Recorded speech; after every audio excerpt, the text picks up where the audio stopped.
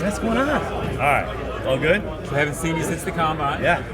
What do you think of your roster now compared to then? Yeah, I think at the end of the day, what we really look to do is try to continue to raise the floor of the organization, right? How do we continue to get better? Consistency, good, sound football players that love to play the game. Really, that's all we're really trying to do, and I think that ultimately they'll come in, mesh really well with some of the players that we already have in our locker. Guys want to get better. We've felt that. We have felt that throughout this offseason. Guys are eager to get in the building, as we are as coaches. Man, it's happening fast. So really excited about the collaboration we have had with some of the drafts, some of the free agency and their current roster. Things are going pretty well so far. Can you take us through some of the free agents that you signed and what you like about this free agent class? Yeah, I think if you literally look, with the 4-0, really those guys at the end of the day with Makari, Chuma Edoga, Robert Hainsey, and obviously with Johnson there, Fred. Guys, these guys they love to play the game. They love what's about to be an old lineman, right? That's kind of who they are at the core. Hainsey's been in the system. So now you have two old linemen that have been in your system now, some version of it with Luke Fortner and now Hainsey. That'll help spread out to a lot of our players. They'll be able to understand system a little bit quicker. Coaches is going to help in so many different ways. So you look at obviously the OL and then, on the offensive side as well, at receiver with De'Ami Brown with getting some speed, right? Somebody else that can go down the field. So BT's not always having to be that guy on the top shelf.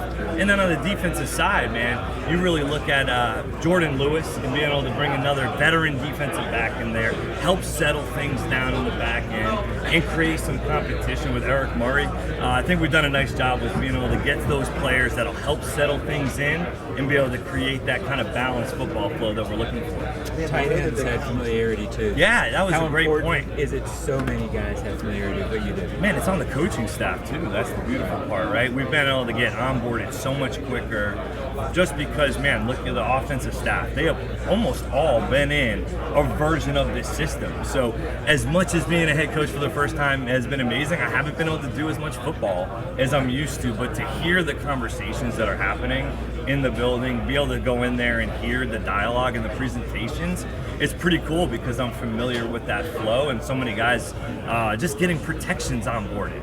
All three of the quarterback, OL, running back coach have all been in this protection system. Think about how much quicker that is to be able to onboard. I know that the calendar kind of dictates some of it. How do you do in terms of about mapping out how you guys are going to approach things? Yeah.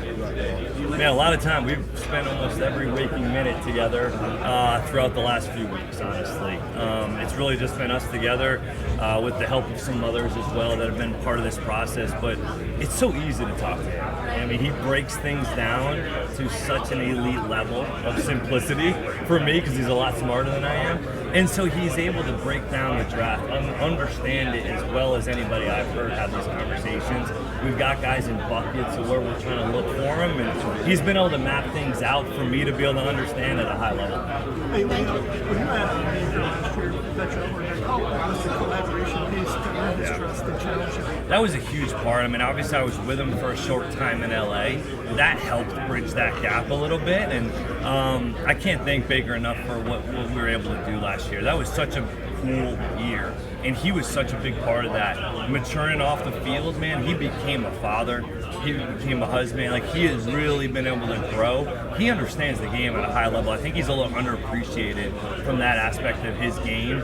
We were able to have really good dialogue, which only helps being on the field and having communication, and his leadership goes, without saying. So it was easy to have those dialogues. How can you use that on the Trevor? Yeah, I think just being able to have honest conversations. Like, we had some real hard, at times, honest conversations that allowed us to, in times of crisis, be okay, right? In times of adversity, have real fluid conversations, because it gets heated.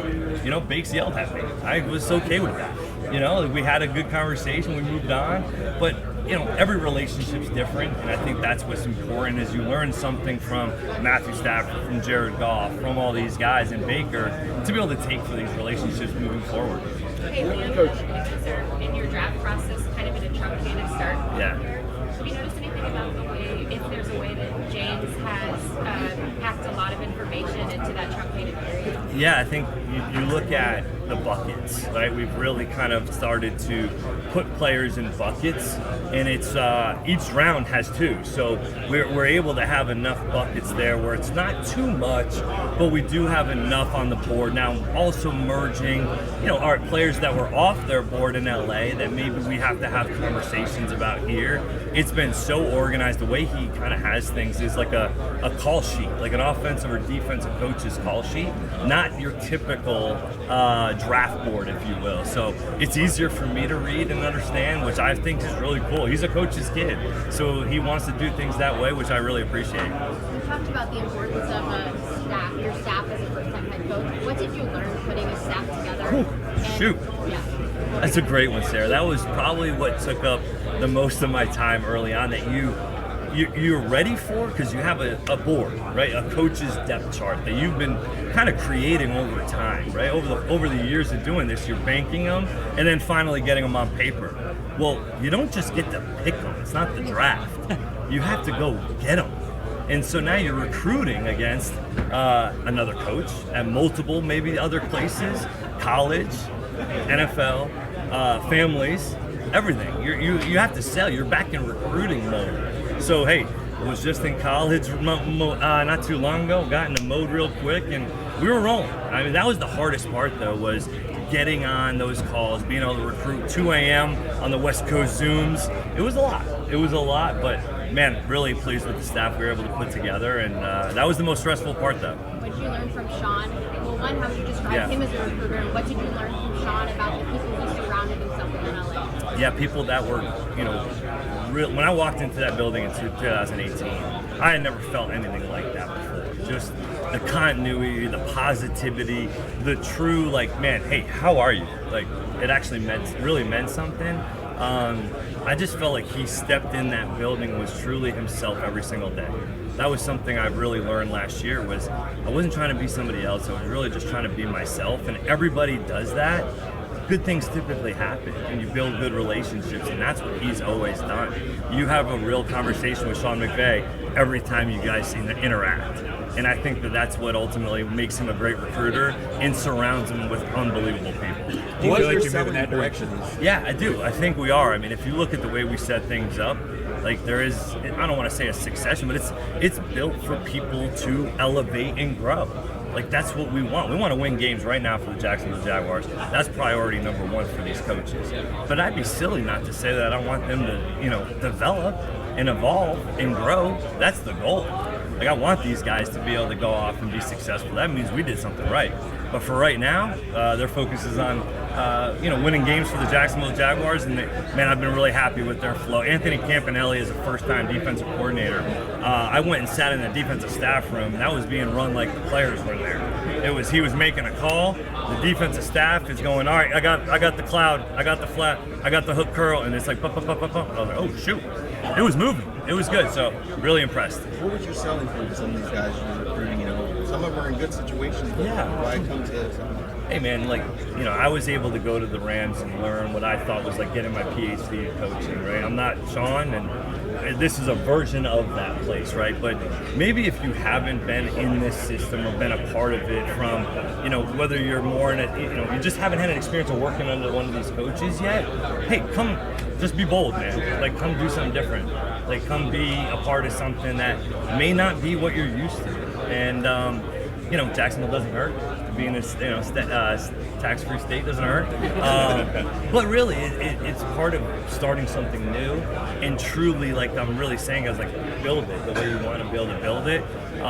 Do things that are hard. It's going to be hard, but that's what's the fun part. Well, we talk about the learning curve for you, making that transition from offensive coordinator to head coach, and also, what does a typical day look like for you in the offseason? Man, I just got asked that question. It's a really good one. No, it's a great one. I really do, because you're as an OC, you're managing, 10 coaches, players, a little bit of staffing, but not, that's basically about it. Now, there's other parts to it, and it keeps adding up, right, with defense, special teams, a little bit of the situations outside, but that's the beautiful way of how we structured this with myself, James, Tony Baselli. I'm able to truly focus on the staff. Like, that's it. Like, I'll keep the main thing. I'm a football coach. James does personnel, Tony's able to help with so much of the support staff and communication. So yeah, the time is doubled. I haven't done a lot of ball, but it's been really cool. I think with the players coming in soon, be able to do a little bit more. But a normal day right now starts with about 6 a.m. They have a schedule for me every day, and then I go in with James for the rest of the day. So that's where we've been at right now. What was it about your 1 year with Robert Hainsey that made him somebody you wanted to bring with you? Okay, you get in there and they had struggled to run the football for a few years, right? And he had been the center of that, and that was not something he was just like, ecstatic about, right? He took that personal. He was really one of the voices in that room that I thought stood out all the way through and consistent as a leader, and as somebody that does things the right way, communicates at a high level, and when he does get on the field, plays his ass off. And that's what he's done. So, and obviously worked with Robert for the last year, really feel strongly about his leadership, the communication, and when he played for us this year against the Saints, you go and watch that tape, and you could see he was playing to prove it, right? He was playing to say, man, this is who I am. This is how I played. It didn't work out for him this year. Ends up, Graham Barton wins the job and plays. But how he mentored that situation and that relationship while also communicating with the rest of the offense, that was really why we ended up wanting to go and do that. How much can that help Trevor, the center, already knowing the offense? Yeah, both those guys, as I mentioned, with him and Luke having a version of the system is going to help those guys, especially Trevor. But we can't use it as a crutch, though, right? Everybody's going to have to dive in, learn it at a high level, and commit to it. But obviously, having that relationship and that communication will help out for sure. Hey, you've talked about the willingness to adapt, to maybe change the scheme on the fly. When and where did you sort of learn that willingness, or the importance of that willingness, and how do you see the players maybe responding to this? Yeah, I don't know. It was always like my dad, even like as a kid, they ran the wing T, so we had like a lot of different skill players right on the field at once. It might not be just a wide out, right, or just a tight end or just a running back. There's 3 different skill players that ultimately can do different things. And so when you watch that growing up and you see the usage of it, I was impressed by the misdirection of the wing T and how everything looked the same but ended up different. And then I get to the Rams and I hear the exact word of the illusion of complexity. Hey, same plays, but we're making them just look different. So it was already in my mind from what I saw growing up. And so then you're able to apply it a little bit, and especially at the college level, you've got to be able to adjust to the players, right? So they're both their capacity and what they can handle physically. And then obviously in LA in 22, we lose every lineman and have a million injuries, and we still had to compete, guys. I know we didn't win, but we still had to compete. And so that was a fun experience, although not the best year of my life. How have you seen the players sort of respond to that willingness to adapt, to change, all that? I think every coach does try to do that, right, at some capacity, I think. But I felt last year, those guys were pretty bought in, early on, right? When just the way that maybe you introduce the system, the way that you incrementally put it in and show them the why. I'm not just telling you what's black and white. I want them to know the why. I want them to then ask me about the why. I do. Now, there's a certain point where, hey guys, this is the way where we're doing things. You still have to have that. But I want the inclusion. I wanted to hear Mike Evans tell me how he runs that route, so that not just me, I can learn, but the other guys in the room can learn as well, and it creates better dialogue. What does the draft need to look like for you? Faster, more physical? Is there something you want out of it? I think we've talked about intangibly rich, like really good football players is what we're trying to find. I mean, that's guys that truly love and live playing football, right? To that extent, right? We want them to be both mentally and physically tough. Those are things that are going to be kind of non-negotiables for us when it comes down to it. The rest, man, fast, strong, long. Look, we're not even trying to use those adjectives or those words in this whole deal. We're really just trying to say, like, do we want them or not? like, do we want the player or not? Do we want to coach this player or not? Try to keep it there and then be able to get into it. So mentally and physically tough guys that love to play, that ultimately, man, they're just loving to compete. You know, coming from maybe some good programs that have won, that know how to do things right. I felt like that was something in Tampa last year that really helped that rookie class. It all came from really good programs that helped them get onboarded pretty quickly. Players come back soon. Yep. What are they walking into? Energy. You know, that's the first thing that we're really trying to place is just feel, guys, like this is good stuff. It's great to be back. We're doing football, guys. How many of us get to do this? We get an opportunity to do this every single day. There's so many that don't. And so how are we going to approach this thing? I think they'll walk into that kind of feeling. And, you know, we'll just do meetings, obviously, throughout phase one, introducing our systems while we at the same time start to introduce our culture, the way that we're going to be, the way we're going to talk to each other, the way that we're going to communicate with each other, how we're going to treat one another. That'll go hand in hand with the systems. Can you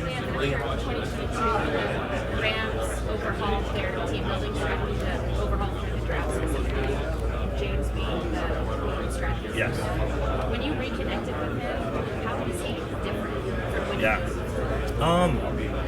Man, it's not like that was the thing. Like James and I weren't just like we weren't like homies. You know, like we worked together.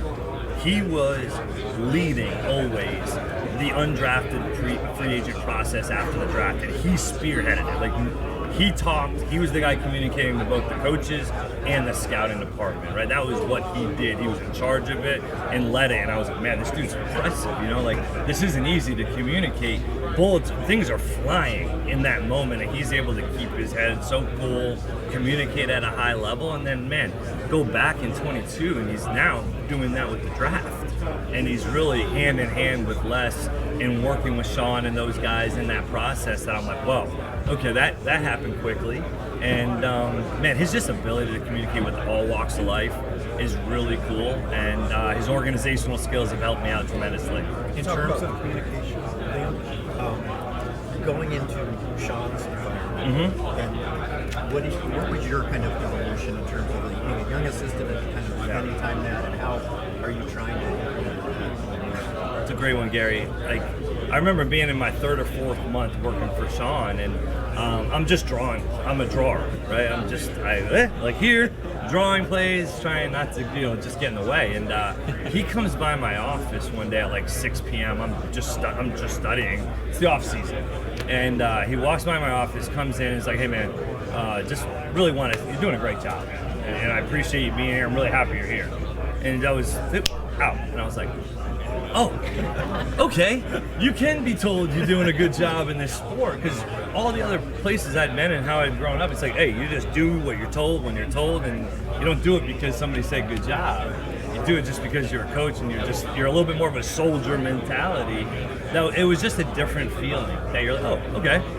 It's okay to tell guys, hey, man, I love you. And it's okay to open up and be actually a human being too. And so that was always the culture where you felt like, man, all right, I have to be at a high level while I'm here, but man, I can be myself. Yeah. You talk about wanting the players to feel the energy when they come back. What's the key to sustaining that? So it's not just a burst and then kind of things fizzle off. Yeah, it's just incrementally inputting the culture. So it's not just, man, culture overload day one when you're like, as a player and coach and staff, it's like, man, that was way too much. Like, this is a lot. Hey, incrementally, really just, man, because it's culture is how we truly just are. How we talk to each other, how we hang out with each other, the way we hold meetings and gatherings together. So it's just incrementally, let's have these conversations about trying to do more of this instead of this, right? At the end of the day, how do we connect closer? And, players, you have to show them. Like, you truly have to, hey, let's show them examples of what we want this to look like. I remember Harvard did a study a few years ago on the Boston Celtics and the Lakers on the power of touch. When you shoot a free throw and every single dude, right, you see them all dap people up. In the basketball world, the power of touch is so huge. In terms of the best teams that year, that touched the most in terms of the connection, the high fives, all that stuff. It was the Lakers and the Celtics, the best teams in the league. And so there was a whole study about it I thought was interesting because it's like, man, for us to actually be connected, we got to be able to high five and, man, celebrate and have a good time together. That's what we're trying to do. We talked a lot about relationships this morning. How at this early stage can you build a trend? What's that? In this early stage, Yeah. how are you able to build or have you been able to build this? I've had some really good conversations, and not being able to work with them quite yet, but man, we went out to dinner a few times, and I saw the vision. Talked to a guy that I know right off the bat is physically and mentally tough. Like I believe that about him, and so that's how I'm excited to work with him about it. He's open. He just wants to play at the highest level as he can. He wants to accept as much coaching. He wants to be coached hard, and he wants to do well. So those are the great conversations that he's open. He wants to work, and he's been willing to work. Really excited about those going forward. You were talking earlier too about the profile of player you were looking for. It wasn't necessarily a certain physical template. Yeah. Because one of your free agents, Jordan Lewis, That's he right. kind of fit into that. That's He's right. an undersized guy. That's right. Seems competitive. Yeah, I mean, Jordan Lewis, man, broke my heart last year. We're going down to win and take the lead against Dallas last year. We throw a kind of a post to Jalen McMillan. It looks like we've got it. We're going to take the lead or at least tie at that point. And J-Mac has it. Jordan takes it out at the last minute, and it ends up being an interception for a touchback. And you're just like, man, that's who he is. That's the way he competes. It's to and through the whistle. Like those guys that do it like that at a high level and are able to communicate as well at a high level, those are the guys that we're trying to bring in. He's completely what we were looking for and really excited to have him. When you're talking about the culture and recruiting players, for a big thing is you guys wanted to play for Sean. Are there any examples you have or just that you saw free agents come in and say, like, yeah, this is the guy that I want to play for? Yeah, I think if you look, obviously, it's probably clear to look at Robert, coming from Tampa, but like just to follow up maybe and hear the way that he was able to communicate some of that, you saw maybe bleed into some of like, with Patrick McCarry, some of our conversations, Diami Brown, some of those conversations we just had with Jordan Lewis, like, those were open and honest really quickly, and you felt guys that did want to be a part of change. And ultimately, that's cool where you're able to have those relationships at other places with people. They talk. Like, those guys talk. BT talked to Mike Evans. Like, they talk.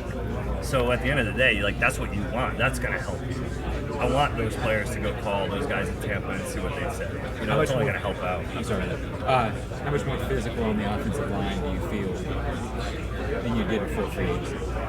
I think that's, yes, physical is a mass and size issue, but it's also a mentality. It's also the way it's coached, the way it's taught, the way it's preached. So I'm kind of going to hold on evaluating that part. Do I think we got competition in depth? Absolutely. I think we got some good, sound, solid players that are going to help elevate that floor. But let's go wait and see what it truly looks like when we actually go and compete and do things the way that we're going to do them. We added a bunch to the offensive line. Do you want to add to the defensive line in the draft? Yeah, I think ultimately you're looking to add some competition in there. We've got some really good players down there. I think, we've got 3 first-rounders, right, on our defensive line currently. So 3 guys that are going to have some good years, hopefully. They're hoping to, elevate that room, and we'll continue to evaluate it. But, yeah, absolutely, you're looking to add definitely somebody to the D-line, however that thing plays out inside or outside. Liam, do you sense in your conversations or dinners with Trevor that he's frustrated with his inconsistent performance, hungry? Like, how would you quantify his mentality 4 years in? Yeah, I think pretty mellow in a good way, though. Like, you feel a sense of urgency from him without it sounding like a panic. I mean, he knows, he's confident, man. He loves to play. He doesn't want to be hurt. He doesn't want to be not in the game. Like, that means a lot to him. And so when you start there and that's the floor of the conversations, man, you feel so good about where it's going to go because it's honest. You can feel it from him. So he's hungry, though. I would say that for sure. he's putting in time right now on his own without any sort of, hey, he's doing it on his own, maybe twice a day right now, doing stuff to help him get better. I think the fans should know, like, that's this guy's work ethic. That's the way he does things. How is his health right now? Yeah, man, he's getting better. He's throwing a little bit, and you know, he'll be able to get going in the spring and be able to throw a little bit more. But man, he's getting better and better each day. How tough is it to learn this offense? Right? It's a new thing. Yeah, I mean, some of it's just getting used to 2 plays. They did a good amount of it last year, but it more in the pass game at times. But it's more just getting used to, like, almost that's just being the normal rhythm and routine of how we kind of operate. And you know, it's just repetition, man. It's just a ton of repetition. Once you're able to visualize the formations, motions, things like that, that's when it becomes so much easier to call it, to where you can start to visualize it. It won't happen for a little while. We had a little bit of a bridge in Tampa with Dave Canales. Running a version of the system helped that bridge. It wasn't like we were going in completely putting in something new. This may be a little bit more that way, just because it was a similar system, right? They did similar, so many plays are the same, guys, right? It's just what we call them, and getting through that way. What kind of leap can Britton Strange take just by simply getting more opportunities? Yeah, Britton plays the game the right way. I'll say that for sure. I love the way he competes. Through the whistle, right? He does it through the whistle, plays with an edge. He's got some twitch. He's strong. He'll get his hands on in the blocking. I really appreciate it. Yeah, he'll elevate just by alone getting more reps, and getting him on the field's a good thing for us. And you can tell he's hungry, wants to continue to get better, and showed some really nice things last year, especially after the catch, doing some nice things of breaking tackles and getting extra yards. You move on from Evan and Christian Kirk. Just what's the challenge there now for you guys to get to that level again and sort of move forward? Yeah, always hard letting go of good football players, man. I have a ton of respect for both of those guys. You know, I've done some really good things here. Those were not easy decisions, and ultimately you hate to let go of good football players, but you know, production, right? Those guys did have a good amount of targets, receptions, you know, some critical plays in different moments of different years. So there's some chemistry, some camaraderie there, I'm sure, that we have to, you know, continue to work on. But I think you saw what BT and Trevor were able to do last year. And then obviously with some of the guys in Parker, Washington had a great connection. And you start to see some of these guys evolve. You're like, okay, you know, this allows us to do some different things within our roster structure and feel confident about where it's going moving forward. Okay, 2 or 3 more minutes, guys. Hey there, Coach. So run free agency, you all picked up wide receiver De'Ami Brown. So what have you seen in De'Ami, and what kind of led you to sign him? Yeah, I mean, you look at somebody that's able to attack the field at all 3 levels. He can go down the field on the post and the go and the pylons and be the top shelf, but also you can throw him a screen and he can go and do something with it, right? Like, I can't coach that. I can't coach you to go and make 3 people miss after you've caught the ball. We can try. I'll teach an obstacle course, an open field running, sideline stiff arm. But at the end of the day, we're getting the play so you can go be you with the ball in your hands. And that's what he can do. Hopefully be able to help us at all 3 levels. And he's hungry. You know, he's coming off of a successful end of the year. He wants to continue to do that. And, you know, that's what's been fun about having those conversations with him. Coach, as your wife and your sons are getting settled in the Jacksonville area, what are some of the tourist attractions or restaurants or fun things to do that you've discovered? Yeah, so, I mean, we've gone out to Ponte Vedra a number of times out there. Went to V's Pizza a few times. My son, pepperoni and cheese pizza is his favorite, so we're there a few times. I've been there already a number of times, but it's cool to just get around. You can tell, you can feel people do love football in the area.